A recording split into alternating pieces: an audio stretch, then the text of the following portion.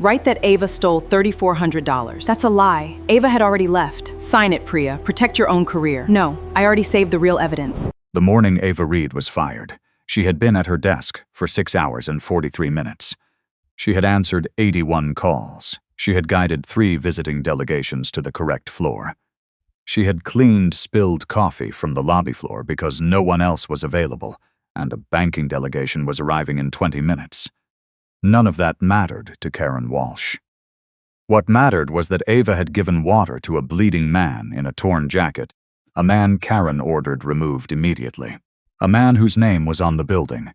Welcome to today's story. If you enjoy emotional drama and shocking twists, don't forget to like this video and subscribe for more unforgettable stories. And before we begin, let me know where you're watching from in the comments. 8 hours before that moment, Ava Reed arrived at Meridian Capital Group the same way she always did, quietly, early, and without any expectation that today would be different. The building stood at the corner of Wacker and Monroe in downtown Chicago, 52 floors of glass and steel that caught the morning light and threw it back at the city. Ava came through the staff entrance at 7:02 a.m. She signed the attendance log, nodded to Tom Briggs at the security desk, and set her bag beneath the reception counter.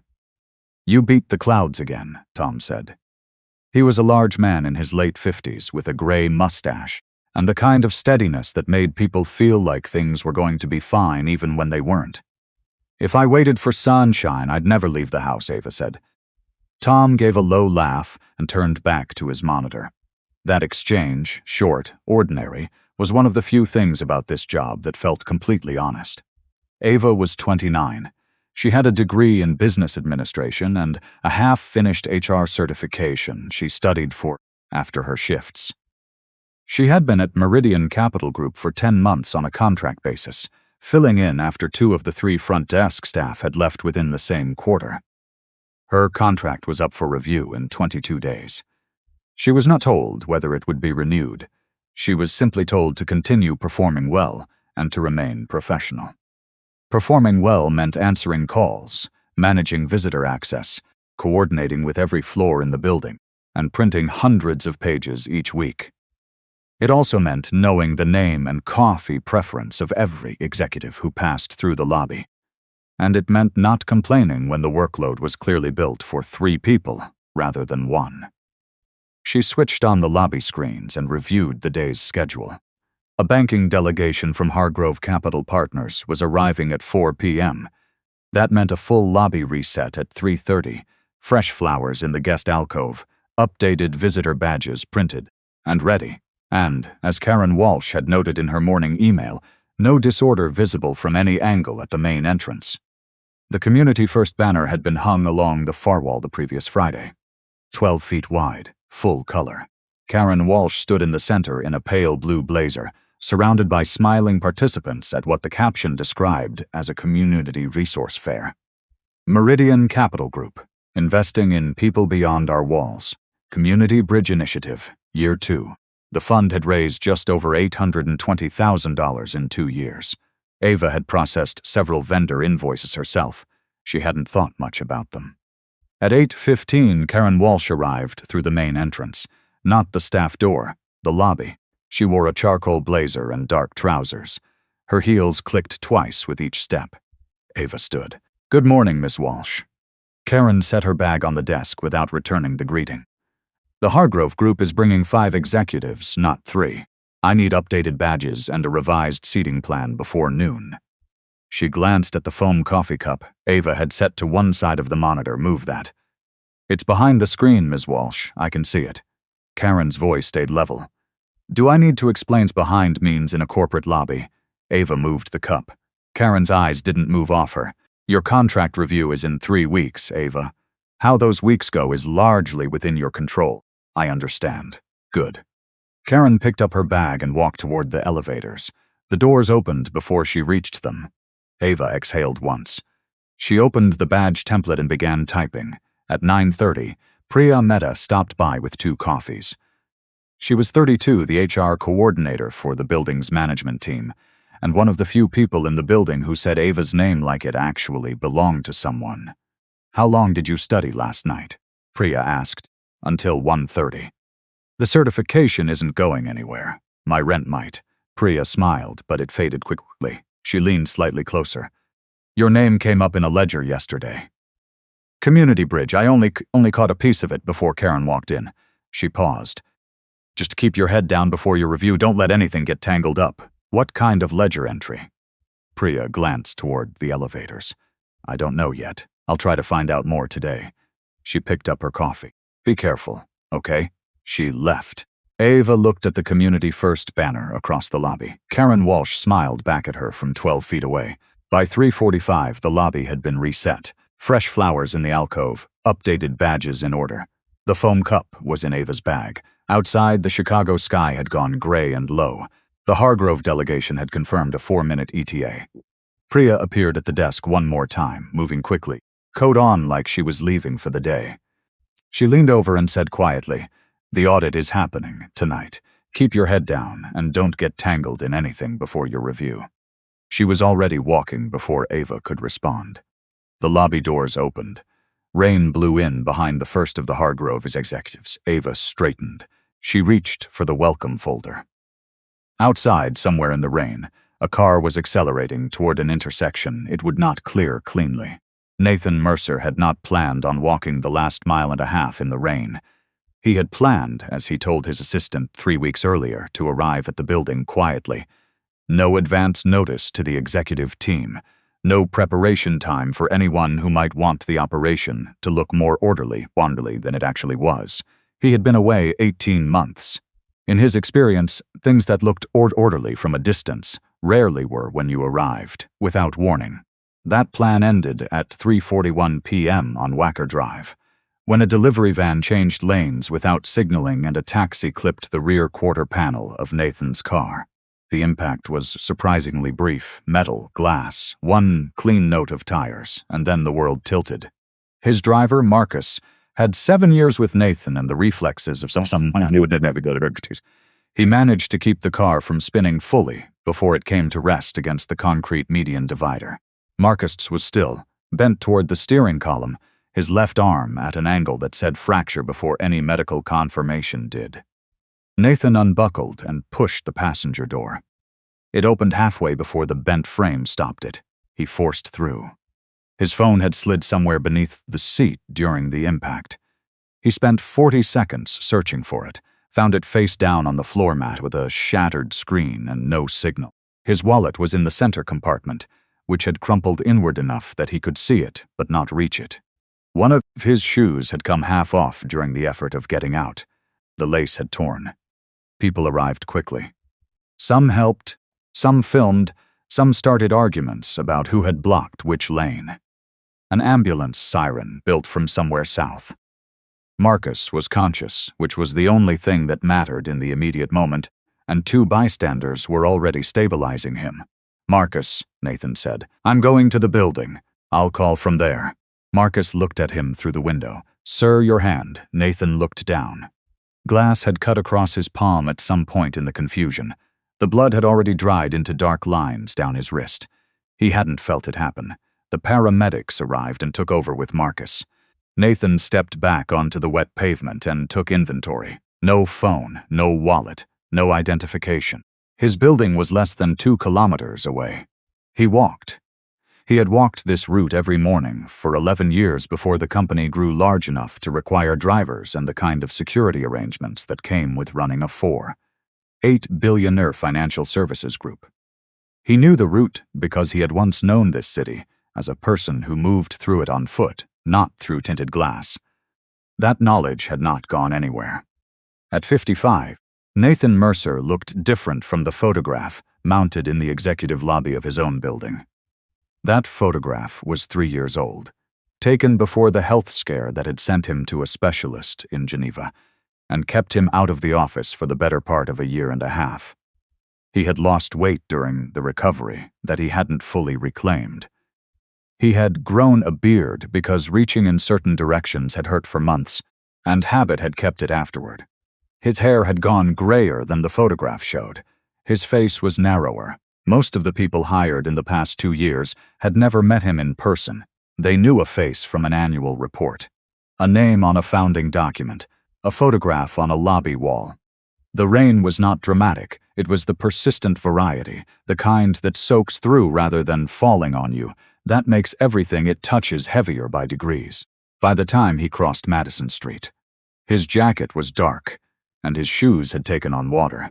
His palm had started to ache in the particular way that meant the cut was deeper than it had seemed. People passed him without slowing. A cab pulled alongside him at one point, the driver looking him over before continuing on. A man in a hoodie giving him a wide berth on the sidewalk. A woman with an umbrella who angled it away as they passed. He understood the visual language of what he looked like. He kept walking. What occupied him as he walked was not the accident. It was the folder on the rear seat of the car that was now being photographed by an insurance adjuster. 3 weeks ago, Nathan had requested an external audit of the Community Bridge Initiative through a third-party firm, identifying himself only as a stakeholder with access to the original trust documents. He had done it that way deliberately. No company letterhead, no executive signature, because he wanted results before anyone had time to prepare them for him. The audit had come back Friday with 2 findings that didn't resolve cleanly. 2 of the 6 primary vendors listed for community bridge payments had physical addresses that resolved to private residences when cross-referenced against business registration databases. A third had incorporated 30 days before its first invoice and had not filed a tax return since. Combined, $212,000 across 14 months of payments, each one approved by the same operational signatory. He had not called ahead. He stopped at the corner of Wacker and Monroe. The building rose in front of him, 52 floors of glass that caught even the flat gray light and threw something back. His name was not visible from the street, that had been intentional from the beginning, but it was in the structure of every floor, in the founding documents, in the code attached to the original trust file that only 4 other people in the world could verify. He put his uninjured hand against the revolving door and pushed through. The lobby was wide and quiet in the way that expensive lobbies were quiet, not empty, but arranged so that the sounds didn't travel the same way they did outside. Marble floors, tall planters along the windows, a reception desk in pale oak at the far end, a large banner along the left wall. A woman in a pale blue blazer smiling at the center of a group photograph, investing in people beyond our walls. Nathan looked at the banner for a moment. At the far end of the lobby, a young woman behind the reception desk looked up from her monitor. Their eyes met. He moved toward the desk. His legs were steady enough. His hand was not. He reached for the edge of the reception counter to brace himself, and missed it on the first try.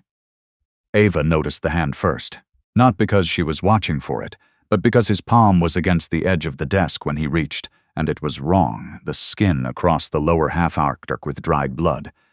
The fingers not fully extending the way they should. He wore a charcoal jacket that had gone completely dark with rain. One side of his collar was turned up. He was breathing with the careful attention of someone for whom breathing had become a thing that required management. "Good afternoon," she said. "Can I help you?" The man looked at her. His eyes were steady despite everything else about him that wasn't. "I've been in an accident. I need to use a phone, and I need you to contact the board secretary. Her name is Patricia Holt." Of course. "Here," she slid the desk phone toward him. "Do you need me to call 911 first? Or if you have her direct number, there's a code. 77 Meridian. She'll know what it means." Ava looked at him for a moment. That was not a sentence that arrived at the reception desk with any regularity. "I can try to connect you." "Let me look up." Tom was already crossing the lobby. He had seen the man come through the doors and was moving with the practiced uncertainty of someone trying to identify which protocol applied to what he was seeing. "Miss Reed." He addressed her, not the man. "Did he come through the main entrance?" "He did. He's been in an accident." His hand, Ms. Walsh said, "Anyone without clearance. He needs first aid, Tom." Tom lowered his voice. "I have to call upstairs." He was already reaching for his radio. 45 seconds later, the elevator opened and Karen Walsh walked out. She did not hurry. She never hurried. She moved at a pace that required everyone else to adjust, and they did, and that was the point. She took in the situation in approximately 4 seconds.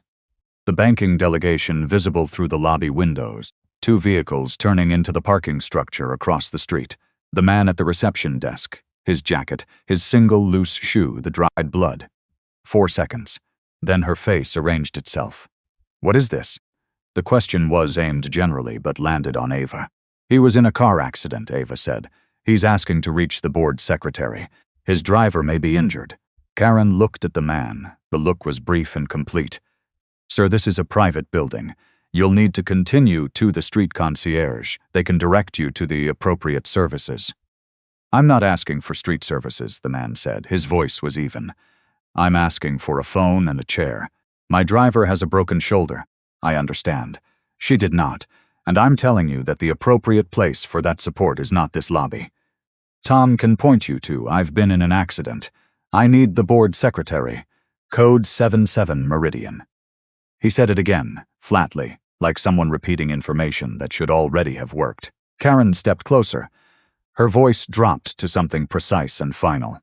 I don't know how you came through those doors, but the Hargrove delegation will be in this lobby in 4 minutes, and I cannot have this situation right now. Tom, please assist him to the exit. Tom took a step forward. Ava moved before she had consciously decided to. She came around the side of the desk. Let him sit. She kept her voice steady. Miss Walsh. His hand is cut badly enough to have bled through. He may have a head injury. Look at how he's blinking. Let him sit for 5 minutes while I call the medical clinic on. I did not ask for your input. I know that. She held eye contact. But he's injured and he's standing in front of me. Karen's expression went very still. Ava guided the man toward the low seating alcove beside the reception station, please. Sit down. She went back to the cabinet under the desk and retrieved the first aid kit. She poured a cup of water from the dispenser. The man took it with his uninjured hand and drank slowly. Thank you, he looked at her. My daughter. It was an odd phrasing, the way an older person might address someone younger without irony or condescension. Just warmth, briefly in the middle of everything else. Ava noticed it. She said nothing. She crouched beside him and opened the first aid kit. Ava. Karen's voice came from above her. Contained, but not contained enough. She wrapped a piece of clean gauze around the worst of the cut. The man winced once, but didn't pull away. His hand was steadier than she expected, given everything else about him. Ava. Louder. She looked up. The banking delegation had entered the lobby. 5 men in dark suits, pausing just inside the doors. Their conversation had stopped when they reached the alcove scene.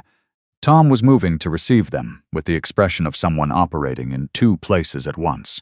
Karen reached down and took the first aid kit from Ava's hands. Stand up. Ava stood. Do you understand what you've done in front of our guests?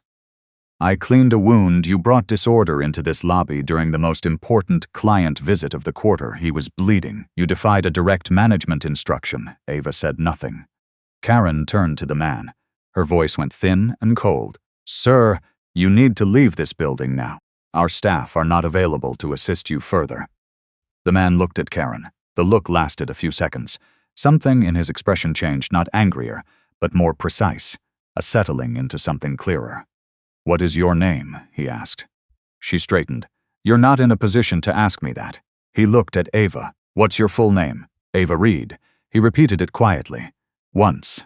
Carefully, as if setting it down somewhere it would stay. Karen reached forward and took the staff lanyard from Ava's neck.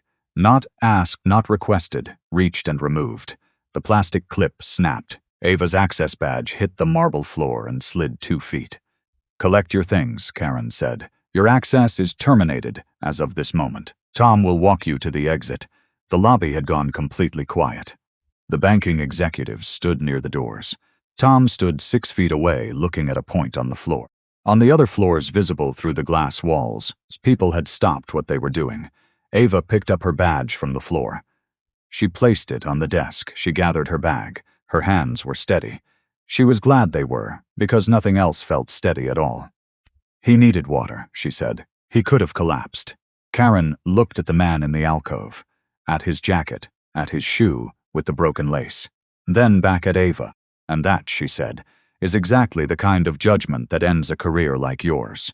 She turned toward the banking delegation. Her voice shifted to warmth with the efficiency of someone changing a setting.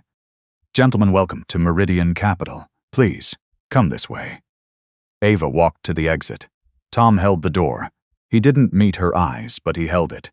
Outside, the rain had not let up. She stood on the sidewalk for a moment, with her bag against her chest, the lanyard gone from her neck, her hands still smelling faintly of antiseptic and gauze.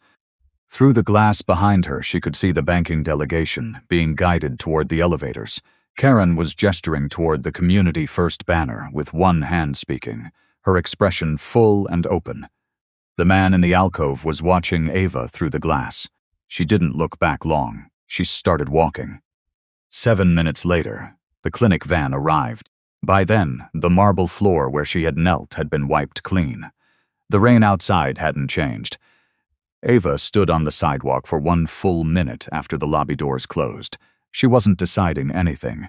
She was just giving herself time to stop looking like someone who had just been publicly fired. Then she walked to the train. She checked her account balance on the way, $41 and some change in checking. 2 weeks until her rent was due. The staffing agency issued checks on the 15th and the 30th, and she would not see any of her outstanding pay without a formal separation process, which required paperwork she had not been given. She'd been terminated verbally, without documentation, in front of a banking delegation and most of the lobby floor. She sat in the second-to-last car and looked out the window at the city going dark. The rain moved across the glass in sheets. She thought about the man in the torn jacket, about the code he'd given, about the particular way he'd said Patricia Holt's name, not like someone who'd heard it somewhere, but like someone who had said it many times before and expected it to work. She pushed the thought away. It didn't change anything about her situation. She got off 3 stops early and walked the rest in the rain because she needed the movement. Back at Meridian Capital Group, Karen Walsh did not return to her office immediately. She watched from near the elevator bank as the clinic van pulled up outside. 2 paramedics entered, assessed the man in the alcove, wrapped his wrist more thoroughly, and ran a concussion check. He answered their questions clearly but continued to ask for the board secretary. One of the paramedics wrote something down. The banking delegation had already been guided upstairs. The lobby was as composed as Karen had needed it to be. She watched until the paramedics walked the man toward the van.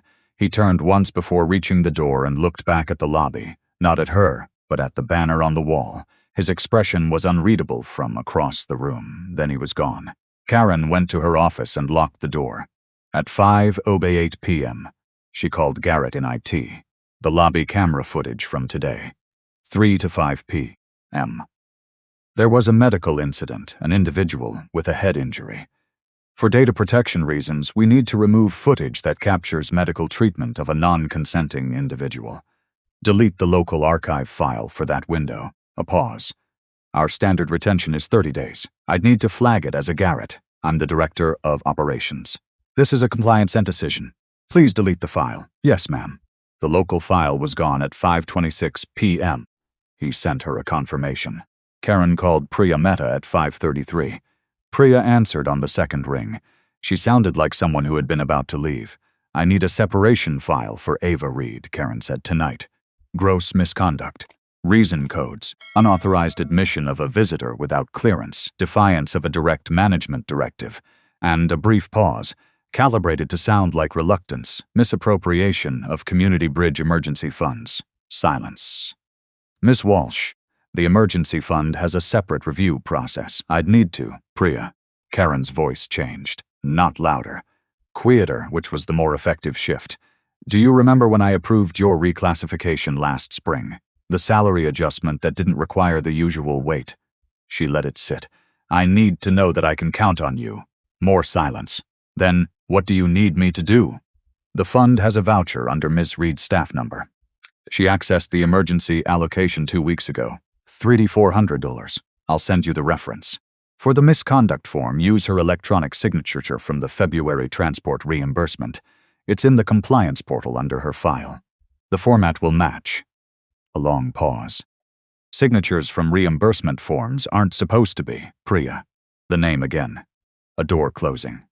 Ava Reed walked someone with unknown intent into this lobby and actively obstructed management during a critical client visit. She has now put both of us in a difficult position. I need this handled tonight. Notice sent before midnight. Copy to the staffing agency. Freeze her final salary pending recovery of the missing funds. Another silence. Then quietly, I'll do it, thank you. Karen ended the call. Priya sat with her phone against her ear for a long moment after the line dropped. She opened the Community Bridge ledger on her screen. Found Ava's staff number. Found the fund withdrawal Karen had referenced. The timestamp read 5:02 p.m. Priya pulled up the building's badge access log in a separate window. Found Ava Reed's record for the day. The exit timestamp read 4:38 p.m. She looked at the two timestamps side by side. Ava had left the building 24 minutes before the fund withdrawal was recorded under her name. Priya closed her eyes for a moment, then she opened them and looked at the withdrawal entry again. Next to the staff number, the approval field showed KWalsh Executive Login. Karen's login. Karen's approval, timestamped at 5:02, after Ava was gone, from Karen's own terminal. Priya looked at the document Karen had sent her, Ava's electronic signature extracted from a February transport reimbursement. The date format on the old reimbursement was different from the standard misconduct form. Anyone who worked regularly with both documents would notice it. She opened her desk drawer and took out her personal phone. She opened the camera. She photographed the ledger, the badge log, the approval record with Karen's login, and the timestamp discrepancy. Then she photographed the February reimbursement form and the freshly received misconduct template side by side, date formats visible. Then she closed her phone, took a breath, and began typing the file Karen had asked for. She typed exactly what Karen had told her to type. She didn't add anything. She didn't change anything. She also didn't delete any of the photographs. At 11:47 p.m., termination notice was sent to Ava Reed. Carbon copied to the staffing agency, 3 charges. Ava's salary was frozen pending recovery of the alleged $3,400. Priya sat at her desk for another 10 minutes after pressing send. The office was empty. The building's HVAC system hummed overhead. Outside, the Chicago rain had finally slowed. She thought about Ava, who had known Priya's coffee order for 10 months without being asked, who had once held the elevator door for Priya when she was running late for a meeting she was dreading. Priya closed her laptop. She did not sleep particularly well that night. Across the city, at 11:47 p.m., Ava Reed's phone lit up on the kitchen table. Ava's first draft of the email was too emotional. She could tell by the third sentence, something about how she had given 10 months to a place that had accused her of theft for giving a man a cup of water. All of it was true. None of it was useful. She deleted it and started over. The second draft was a list. She denied taking any money from the Community Bridge Emergency Fund or any other fund associated with Meridian Capital Group. She requested the complete voucher, the approval chain, the timestamp, the digital signature record, the ledger entry, the name of the authorizing party. She requested the specific policy provision she had violated by providing first aid to an injured individual at the reception desk. She requested the exact management directive she had defied, in writing, with its date and time and the name of the person who issued it. She requested that all camera footage from the main lobby between 3:09 p.m. and 5:30 p.m. on September 2nd be preserved immediately, along with all badge access logs, all payroll records connected to her staff number, and all internal communications regarding her termination sent prior to 4:45 p.m. She requested the identity and authorization level of the person who approved the fund disbursement attributed to her staff number. She requested the opportunity to submit a formal written response before any finding of misconduct was finalized or disclosed to any third party, including but not limited to the staffing agency. She sent the email to HR, to payroll, to the staffing agency, and to Karen Walsh. Then she took screenshots of the sent email, the termination notice, and her sent timestamp. She forwarded everything to a personal backup account she had kept for exactly this kind of situation, not because she had anticipated this kind of situation specifically, but because her HR course had made clear that digital records disappear, and she had taken the lesson seriously. She sat back. She had a business administration degree she'd finished at night while waitressing. She had 10 months of experience in a building that had treated her like infrastructure rather than a person. She had a half-finished HR certification she'd been studying toward because she had understood, somewhere around month 4 of the job, that knowing the rules was the only real protection available to people who didn't have anything else. She was not naive about what she was up against. The company had a legal team. The staffing agency had contracts written by lawyers who charged more per hour than she earned in a week. She had a cracked phone screen and a laptop that needed to be plugged in to hold a charge. But she also had something specific: records. She had sent the email before midnight. She had asked for the camera footage in writing. She had named dates and times and staff numbers in a message that was now in 4 separate inboxes with a timestamp attached. She knew one practical thing about institutional power. When it wants to rewrite what happened, it needs everyone's cooperation. It needs the files gone. It needs the person it hurt to sign the paper. It needs silence. She had refused all 3 before most people in her situation would have known they had the option. At 12:53 a.m., Priya called. Ava answered before the second ring. "I can't talk long." Priya's voice was low and flat, the voice of someone who had been rehearsing sentences and discarding them. "Did you send the email?" 12:31. "Yes, good." A pause.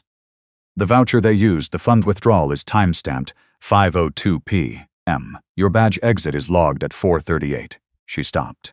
"You weren't in the building." Ava was very still. "Then the signature, it's not original. The fund form uses a different date format than the reimbursement form it was pulled from. I noticed it tonight before I submitted the file." Another pause. "I photographed the ledger, the original timestamps, the approval record. Karen's login authorized the withdrawal from her office terminal. Priya, I know what I did." Her voice was steady now, not easy, but steady. "I typed what she told me. I also photographed everything before I sent it. Those are 2 separate things, and I have to live with both of them." Ava said nothing for a moment. "You don't owe me anything," she said finally. "I know." A breath. "But there's a version of tonight where I just send the file and go home. And there's a version where I send the file and also make sure someone has the truth. Only one of those is actually okay to be." The call ended. Ava put her phone down and looked at the ceiling. She had been in this job 10 months. She had received 1 written performance note, 3 verbal compliments from executives she'd helped navigate the building, and a reprimand about a foam coffee cup. She had given a bleeding man a glass of water and wrapped his hand. She had been fired in front of a banking delegation and accused of stealing before she reached home. She thought about calling her mother. Her mother would say God had a plan and to look for the blessing in the trial. Ava didn't feel like hearing either of those things tonight. She turned off the overhead light and lay on top of the covers and looked at the dark ceiling. Her phone buzzed once more. A text from Priya. "One more thing.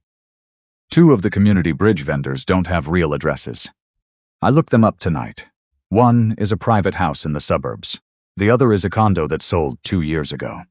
Both directors are connected to Karen. $212,000 over 14 months. Every payment approved by her." Ava read it twice. She thought, without meaning to, about the man in the wet jacket, about the code he'd given Tom, calm, precise, as if he'd said it before and expected it to mean something. About the particular way he'd asked for Patricia Holt's name, not like a guess, but like a recall. About the way he'd watched her through the glass as the lobby doors closed. She didn't know who he was. She still didn't know. She only knew that she had helped him and that it had cost her something real. And that helping him had been the right thing to do regardless of anything else. She closed her eyes. Outside, the rain had stopped. The city settled into the particular quiet of the hour after midnight, when even Chicago goes still. She was asleep before she realized she'd stopped thinking. Nathan was told he had a mild concussion, 7 stitches in his palm, and that he should not travel commercially for 48 hours. He agreed to all of it without argument, signed the consent forms Patricia brought in on a tablet, and waited until the attending physician left the room before sitting up fully. "Talk to me," he said. Daniel Shore was 51 and had been general counsel for Meridian Capital Group for 9 years. He was the kind of man who carried documents the way other people carried keys, ready, close, present, without needing to announce themselves. He opened a folder across his knee. Marcus is at Northwestern Memorial. Fractured shoulder, stable. Surgery was this afternoon. He's in recovery. His family has been notified. A pause. They send, I'll visit him tomorrow. Nathan looked at Patricia Holt, who was standing near the window with her hands clasped. Who else knows I was in the building? Tom Briggs, the security officer on duty, the clinic paramedic who wrote down your name. The nurse who processed your intake here. She paused. And Karen Walsh. What does Walsh know? That a man was removed from the lobby and transported by clinic. She doesn't know who you are. Another pause. She ordered the lobby footage deleted this afternoon. Instructed Ike to remove it under a data protection rationale, medical incident, non-consenting individual. Nathan looked at Daniel. The deletion was local, Daniel said. The building's external security contractor mirrors all footage to a separate off-site server. I placed a legal hold on the vendor account at 5:01 p.m. The footage is intact and has been secured. Nathan nodded slowly. And the employee. Daniel opened a second section. Ava Reed, 29, contract receptionist, staff number AVR 047. 10 months with the building, placed through Wellmark staffing. No prior disciplinary record. 3 positive performance notes on file from floor managers in the past quarter. He turned a page. Termination notice was issued at 11:47 last night. 3 charges. Gross misconduct. He handed over the document. Nathan read it. He read the first 2 charges, unauthorized visitor access, defiance of directive, without comment. He read the third twice, misappropriation of Community Bridge Emergency Fund, 3400's reference, staff number AVR 0047. She took money? There is a voucher, Daniel said, time-stamped 5:02 p.m. yesterday. Her staff number, her digital signature, her name. He turned another page. Her badge exit is logged at 4:38 p.m. The building's access system has her leaving the main entrance 17 minutes before the clinic van arrived and 24 minutes before the fund withdrawal was logged. The room was quiet. The signature, Nathan said, appears to have been lifted from a transport reimbursement form she signed in February. Different document. Same image. The forensic comparison is preliminary, but the date formatting alone is enough to raise the question. Nathan set the page down on the blanket. She sent an email. Daniel placed another document on top. At 12:31 a.m., she denied all charges, requested the full voucher and approval chain, asked for camera preservation by name, specified the time window, requested the opportunity to respond formally before any finding was published. He paused. The email is thorough. She named specific HR protocol references. She knew what she was asking for. Who taught her that? Daniel almost smiled. Her own course materials, apparently. She's been completing an HR certification on her own time. Nathan was quiet for a moment. The stitches in his palm pulled when he moved his fingers. He kept them still. Fire Karen Walsh. On what grounds? She watched me reach for a desk and miss it and decided to have me removed to the sidewalk in the rain. That is accurate, and it is not a legal basis for termination without process. Daniel did not shift in his chair. If we call the building right now and I say, the chairman has returned and Karen Walsh is to be removed immediately, she's gone before noon tomorrow. The board will comply. The executive team will comply. Every administrative layer will move. Then do it. And after that, Karen Walsh will have a wrongful termination claim because we didn't follow our own HR procedure. Ava Reed's misconduct file remains in the system without a formal finding of innocence because we've resolved it with a phone call instead of an investigation. The fraud in the fund gets attributed to some subordinate Karen will identify the moment she has lawyers present. Every operational failure that made yesterday possible remains exactly in place, just with different names attached. He looked at Nathan directly. Or we do this correctly and we close it completely. Nathan leaned back against the pillow. He thought about the lobby. About the woman who had moved without hesitating, not dramatically, not as a statement, just simply and quickly, the way a person moves when they've already decided what they think is right. The precise, unhurried way she'd wrapped his hand, the steadiness of her voice when Karen Walsh was standing directly behind her. He had been in a building full of people for years. Most of them were good at their jobs. Very few of them were that. The fund, he said. Daniel opened the third section of the folder. The external audit flagged $212,000 across 14 months. 2 vendor addresses are residential properties with no registered business activity.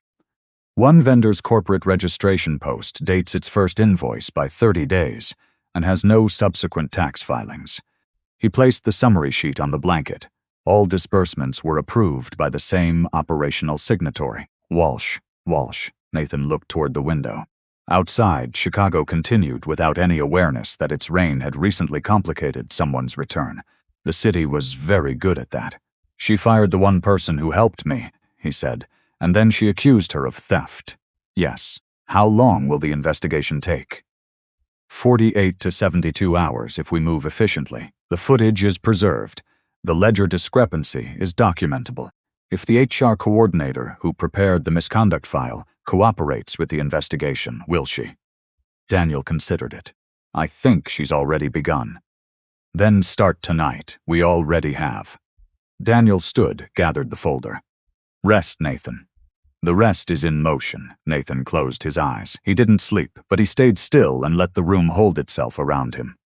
He was thinking about Ava Reed, somewhere across this city, writing emails in the middle of the night to a company that had accused her of stealing, writing them carefully, writing them correctly, writing them because she had prepared herself for exactly this kind of situation without knowing she would ever need to.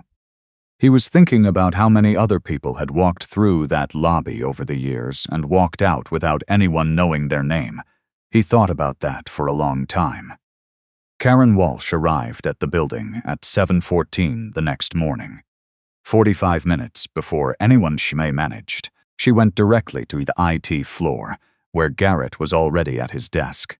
She stood in his doorway until he looked up. The local deletion from yesterday, she said. Confirmed? He turned his monitor so she could see the screen. File removed. Timestamp 26P. M confirmation number visible in the upper right. And the external vendor archive. She kept her voice even. Has there been any access requests to that system in the last 24 hours? He hesitated. The vendor system automatically mirrors. I know what it does. Has there been any external access request? He opened the vendor portal in a new tab, navigated to the access log, and stopped. There's a legal hold notice, he said, issued yesterday at 5:01 p.m. It came through the company's external legal account. He leaned toward the screen. It's signed by Daniel Shore. Karen looked at the name on the screen. Thank you, Garrett. She walked back to her office and closed the door. She sat at her desk and worked through the sequence carefully.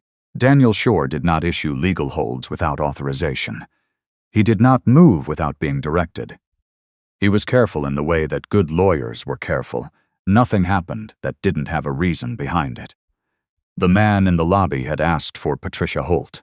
He had given a code, 77 Meridian, that apparently meant something to the board secretary, because the legal hold had been filed 19 minutes after the clinic van left. That wasn't coincidence.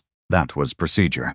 The kind of procedure that only happened when someone with real standing in the organization had requested it. Karen had assumed the man was confused, or had overheard something, or was one of those individuals who collected institutional codes, the way some people collected phone numbers, out of some misplaced belief that information was the same as access. She had not assumed he actually had access. She pulled up the executive archive on her second screen and searched. Nathan Mercer. His official company photograph was 3 years old. She had seen it before, at a remote all-staff event shortly after she joined the company, when he had appeared by video from somewhere in Europe. His beard had been shorter in that photograph. He had been heavier. The scar that had apparently resulted from a surgical procedure was more visible when the beard was shorter. The eyes were the same. Karen sat back in her chair. She thought about the man in the lobby. Wet jacket, broken lace, blood on his hand, one shoe loose. The particular way he had asked for the board secretary, not hesitant, not exploratory, but the way someone asks for something they have asked for before, the way he had looked at her when she told security to move him. She opened a new tab and pulled up Marcus Tan's driver record in the company system. Last trip logged. September 2nd, 3:28 p.m. Route. Destination unlogged. Status: medical leave effective September 2nd. Karen closed the tab. She called the staffing agency at 8:30 to confirm that Ava Reed's termination had been processed and the misconduct notation attached to her reference file. She called her vendor contact, Jeffrey. Jeffrey ran one of the service entities she had built specifically for the Community Bridge Initiative, a firm that existed primarily in registration documents and had received $74.00 across the past 14 months for services that were real in a narrow technical sense and significantly padded in every practical one. There may be some additional scrutiny on the documentation in the coming weeks, she said, choosing each word carefully. I'd recommend reviewing your records and ensuring everything is consistent. She said it twice, differently phrased, until she was confident he understood what consistent meant. At 10:15, Priya arrived with the misconduct file. She placed it on Karen's desk and stood with her hands at her sides. Karen reviewed each page. The charges were correctly worded. The signature was in place. The timestamps matched what Karen had sent over. Everything looked clean to someone who wasn't looking for inconsistencies. She flipped to the final page. Then she looked up at Priya. Something was slightly off. She couldn't have identified it precisely. It was the kind of thing you learned to read after 15 years of managing people in closed environments. The particular stillness that appeared when someone was working very hard to appear normal. A half-beat of eye contact that lasted exactly as long as it should have, which was different from lasting the right length. You look tired, Karen said. Long night. Priya met her eyes. Karen waited. I stayed to make sure everything was filed correctly, Priya said. I appreciate that. Karen set the file down. You've always been someone I could count on. Thank you. Priya left. Karen sat with her hands flat on the desk for a moment. Then she called Garrett. The legal hold on the security archive. Can you pull the scope of what it covers? 11 minutes later, he called back. It covers everything from September 2nd. All lobby footed, all badge access logs, all entry and exit records. It was logged at 5:01 p.m. and the hold is active. Karen thanked him and ended the call. She looked at the Community Bridge ledger on her screen. The $3,400 withdrawal she had created under Ava Reed's staff number. The approval showed K. Walsh Executive Login, Terminal, KW Offices 002. Timestamp, 5:02 p.m. She had been in her office, the terminal was hers. The timestamp was 24 minutes after Ava Reed's badge had logged her exit from the building.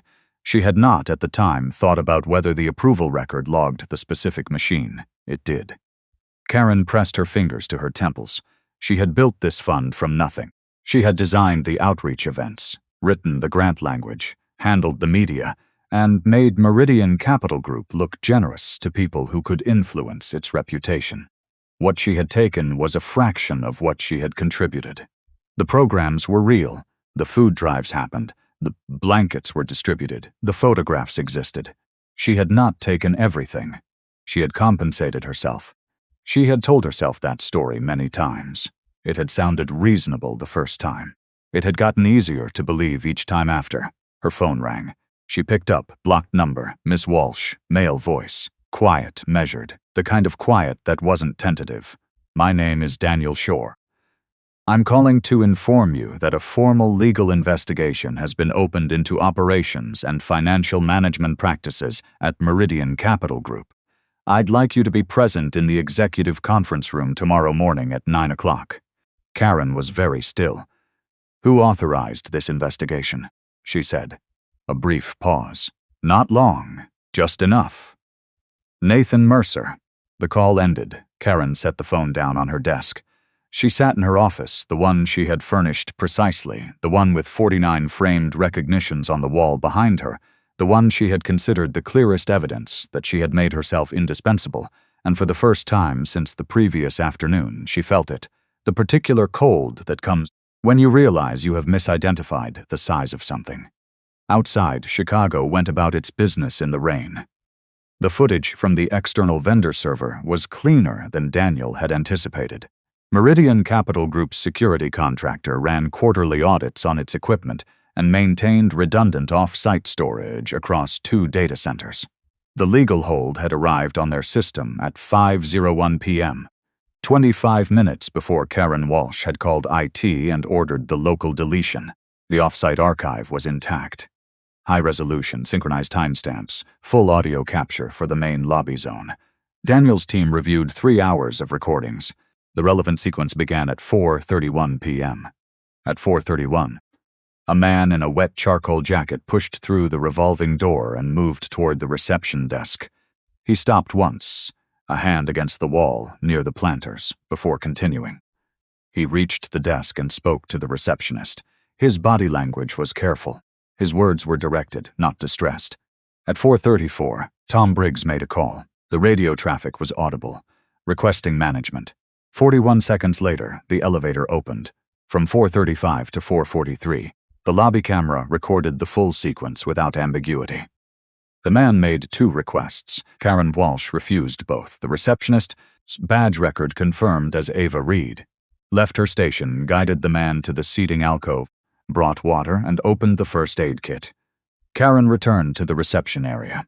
Ava Reed knelt on the marble floor and wrapped the man's palm with gauze from the kit.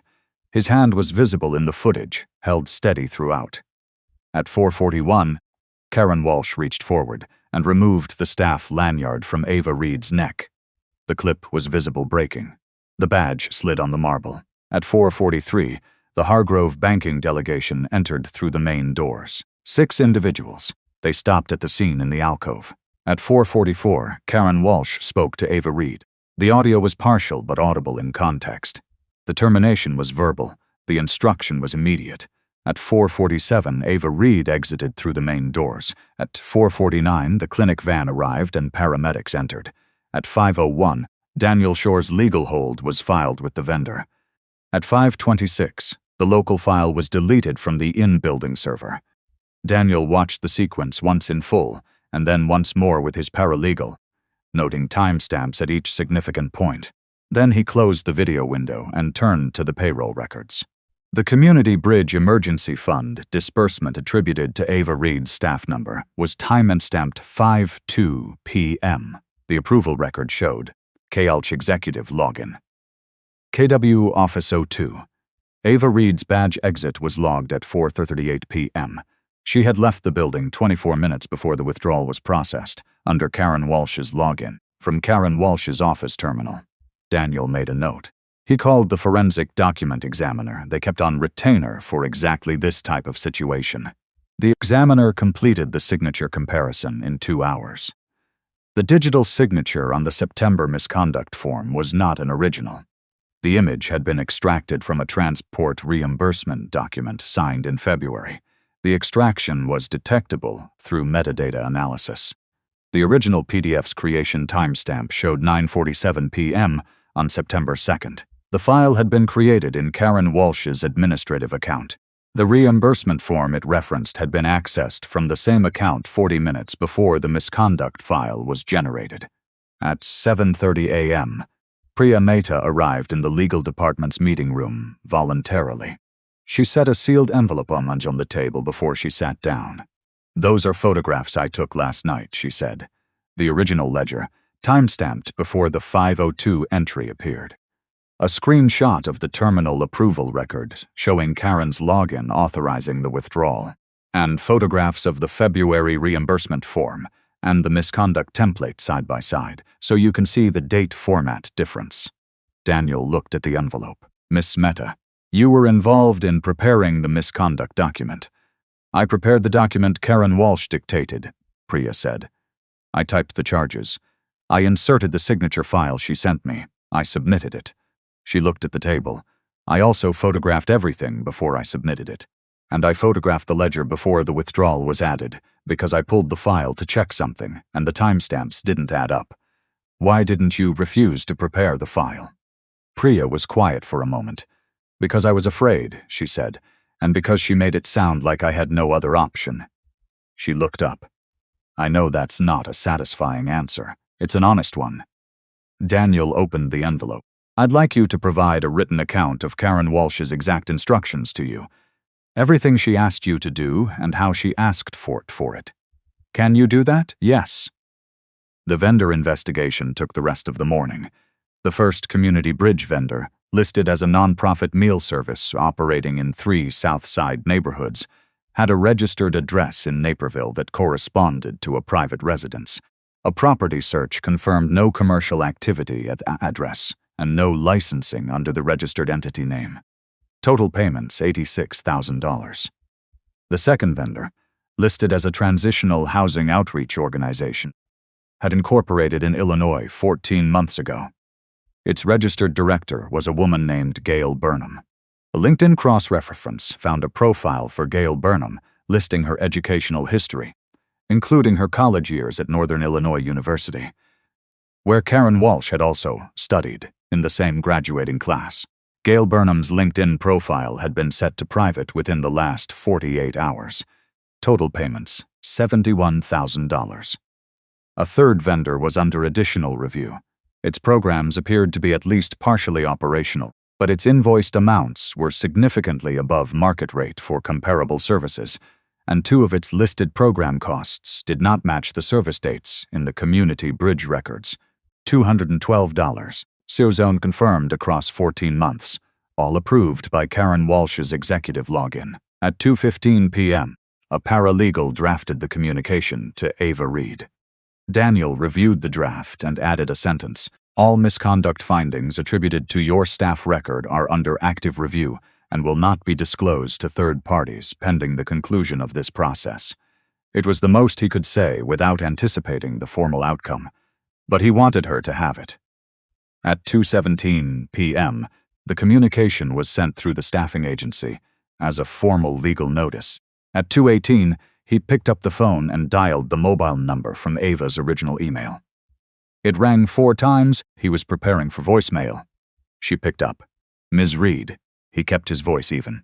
My name is Daniel Shore. I'm General Counsel for Meridian Capital Group. There's a matter directly concerning you that we'd like to discuss in person. Are you available to come to our offices Thursday morning at 9? A pause. The misconduct charges, she said. Yes, among other things. Another pause. Can I ask who authorized the review? Daniel answered the way he had been authorized to answer Nathan Mercer. A silence on the other end, not long, just enough. I'll be there, she said. Daniel set down the phone.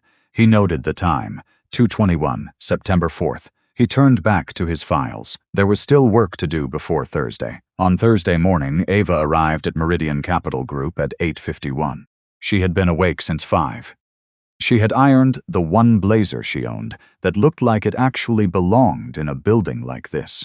She had read through her email from 2 nights ago, every line, so that she would remember exactly what she had said in case someone tried to tell her she had said something different.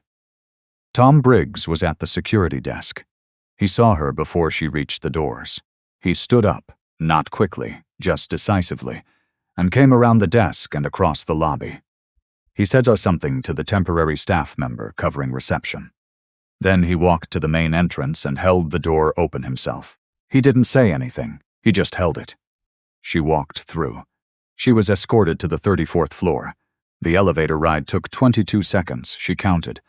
The corridor was lined with framed company milestones, founding year, first acquisition, the international expansion, revenue thresholds.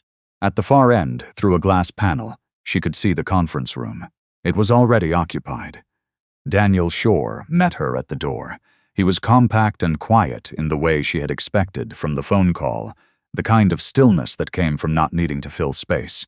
He confirmed she had received the preliminary communication and invited her to sit. There were 4 people in the room. Daniel at one end of the table. A woman she didn't recognize, introduced as Patricia Holt. Board secretary, who offered Ava a measured nod, a young paralegal with a stack of organized folders, and at the far end of the table, away from the head position, sitting slightly apart from the others, a man in a dark navy suit, full beard. He was looking at the table in front of him when she came in. Ava sat down. She folded her hands on the table. She did not look at the documents in front of her, yet she waited. Daniel began walking her through the findings. He was precise and unhurried. He covered the timestamp on the fund withdrawal, 5:02 p.m., against her badge exit at 4:38, and showed her the machine ID on the approval. He showed her the forensic comparison of the signatures, the February document, and the September form side by side, the date format difference visible. He explained what that meant in the context of digital evidence. He showed her the security footage. Ava watched herself come around the reception desk. She watched herself guide a man to the alcove and pour a cup of water. She watched herself kneel on the marble floor and wrap his hand. She kept her expression steady. It took effort. All 3 misconduct charges, Daniel said, are formally withdrawn effective today. The staffing agency has been notified.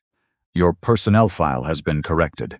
All salary owed from your final day through to today will be paid within 5 business days. He placed one additional document on the table. Karen Walsh has been terminated for cause, effective yesterday morning, pending a criminal referral to the State Attorney General's office related to the Community Bridge Fund. 2 vendors have been referred for investigation. A 3rd is under additional review. Ava's hands stayed flat on the table. What happens to Priya Mehta? Daniel paused. Mehta cooperated voluntarily and provided documentary evidence that materially assisted the findings. Her position is secured. She will face any adverse employment action. Ava nodded slowly. She had not expected to feel this way. Not relieved exactly, but something more precise than relief. The specific feeling of a thing that should not have happened being formally acknowledged as a thing that should not have happened. Then the man at the far end of the table spoke. Miss Reed. His voice was quiet, the kind of quiet that had learned to carry without being raised. She looked at him. She looked at him the way you look at something you've seen before but placed somewhere else. The beard, the careful posture, the way he held his right hand slightly away from the table. Something aligned slowly. I want to apologize, he said, for what happened to you, and for the fact that I was not able to explain who I was at the time. She studied him. The voice, she had heard it briefly, through the noise of the lobby, in a different context. The way he was sitting, the particular stillness of someone who moved carefully around an injury. You're the man from the lobby, she said. He nodded. Daniel slid a photograph across the table. A still from the security footage, time-stamped 4:36 p.m., a man in a torn jacket, sitting in the alcove. A woman beside him, kneeling, holding his hand. That's you, Nathan said. And that's me. Ava looked at the photograph for a moment. She recognized the jacket. She recognized the hand she had wrapped. She recognized the quality of stillness in the man in the chair, the same stillness that had been there in the lobby, underneath everything else. Your name is on the building, she said. The company's name is on the building. My name is in the founding documents. He paused. I was returning to the building to review operations. I was in an accident on the way. I lost my phone and identification and walked the remainder of the distance. He looked at the photograph. I wasn't in a position to explain who I was while I was struggling to stay upright. I would have helped you anyway, Ava said. I know that. He looked at her. That's part of what I want to talk to you about. She waited. I came back specifically because of the fund, he said. An external audit had flagged inconsistencies. I wanted to see the operation before anyone knew I was returning, because I'd learned that things look different when they know you're watching. He paused. What I actually saw when I walked through those doors was not the fund. It was the lobby. He was quiet for a moment. Karen Walsh spent 3 years telling every employee in this building that Meridian Capital cares about people. She put her own photograph on a banner in our lobby. And then she watched you kneel on the floor to help an injured man, and she had you fired. He set his hand flat on the table. I can audit a fund.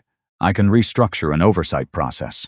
What I cannot rebuild easily is the judgment to act correctly when no one powerful is watching. Ava said nothing. I would like to offer you a position, Nathan said. I want to be clear that this is not because you helped me, or because I feel I owe you something for what happened. It's because of how you handled yourself, before, during, and after. You knew the right thing to do in the lobby. You knew the right thing to do at midnight when you were writing that email. He paused. The position is Operations Standards Advisor. It reports directly to the executive committee. The scope includes management conduct review, staff treatment protocols, and vendor verification for all corporate initiatives. The room was quiet. Ava looked at Daniel. He gave a small nod, the nod of someone confirming that this is real and formal and not a gesture. She thought about the foam cup behind the monitor, about $41 in her checking account, about the blazer she'd ironed at 5 in the morning because she wanted to look like she belonged in the room. She thought about the man who had been too unsteady to reach the desk, who had still asked her name before she walked out. "What does the role actually involve?" she said. Daniel opened a folder. Across the tents, Nathan almost smiled. The Community Bridge Initiative had a new oversight structure by the end of October. 3 independent trustees. Quarterly audits by a rotating external firm. A clear approval chain requiring 2 authorized signatures for any disbursement over $500. Priya Mehta was appointed internal compliance coordinator for the fund, not as a consequence of what she had done, and not as a consolation, but because she had demonstrated that she could recognize a problem and document it even when she was afraid. Nathan told her this directly when he signed the appointment. She looked at him for a moment and said, "I should have refused to type it in the first place." He said, "Yes. And then you did the next right thing." He paused. Most people stop at "I should have." Karen Walsh's termination was finalized the same week as the board meeting at which her misconduct findings were formally ratified. The criminal referral to the Attorney General's office was still under review 30 days later. Her vendor contacts had retained separate legal counsel. The third vendor, the partially operational one, was cooperating with auditors in a way that suggested an agreement was being negotiated. The $212. Zero was being traced through account records that Jeffrey had apparently assumed were less accessible than they were. Tom Briggs received a formal commendation from the board for following access protocol correctly on September 2nd and for exercising appropriate discretion during the termination sequence. He read the letter twice and said it was too formal, but when they offered to have it reframed for him, he said yes. Ava's first day in the new role was in the 3rd week of October. Her title was Operations Standards Advisor. The position had not existed before. It reported directly to the executive committee. Its scope included reviewing management conduct across all building operations, staff treatment protocols, vendor verification for corporate initiatives, and a mandate to flag anything that looked like the gap between what the company said it was and what it actually was. She had not been entirely certain on the morning she accepted that she was the right person for it. She said so to Nathan when they crossed paths in the corridor outside what would become her office. He looked at her steadily. "You wrote a formal response to a termination notice at midnight, citing specific HR protocols you learned by studying on your own time after being accused of taking money you'd never touched. You requested the right documents in the right order." He paused. "I'm not concerned about your qualifications." She had nothing to say to that. On her first lunch break, she walked through the lobby. The Community First banner was gone. The space where it had hung was clean wall now, a small rectangular shadow where the mounting had been. In its place, along a different section of the wall near the main entrance, was a framed statement, smaller than the banner by a significant margin. No photographs, no faces. Block text on a pale background. "We operate with the same standards we ask others to meet." That was all it said. Ava stood in front of it for a moment. The marble floor was the same floor she had knelt on 7 weeks ago. The reception desk was the same desk she had circled to reach a man who needed water. The revolving doors still turned with the same slight resistance they had always had. The planters along the windows were the same planters. Some things about the lobby had changed. She knew which things. Most things hadn't. She had come to understand that as information rather than disappointment. Places like this didn't transform. They were shaped slowly by the people who worked in them, by the choices those people made when it cost them something, and by the choices they made when they thought no one was watching. The temporary receptionist at the front desk was managing a difficult call and a delivery driver who had arrived without an appointment, both at once, with the particular patience of someone who had done this before, and had decided not to make it harder than it was. Ava walked over. "The freight elevator is faster for deliveries over 20 pounds, she told the driver. "The concierge on the ground level can sign for the package. You won't have to wait up here." He looked at her. "You sure?" "Yes." He thanked her and left. The receptionist finished her call and looked up with the mild, assessing look of someone taking stock of a new variable. "Thanks," she said. "Of course." Ava walked back toward the elevator bank. Outside the windows, Chicago moved at its usual pace, cabs, buses, pedestrians angled against the October wind. The sky was the particular gray that came before the first real cold of the season, the one that settled in and stayed. She pressed the call button and waited. Whatever happened in this building from here, and something would always happen, because buildings full of people were never finished with their complications. She was not invisible in it. She had made sure of that herself. Not by being powerful, not by waiting until she had something to fall back on, but by doing one correct thing when it was asked of her, and then doing the next one when it cost her something real. The elevator arrived. She got in. If this story moved you, if you've ever stood somewhere feeling unseen by people who should have known better, leave a comment and share this with someone who needs to hear that doing the right thing, even when it costs you, is never wasted.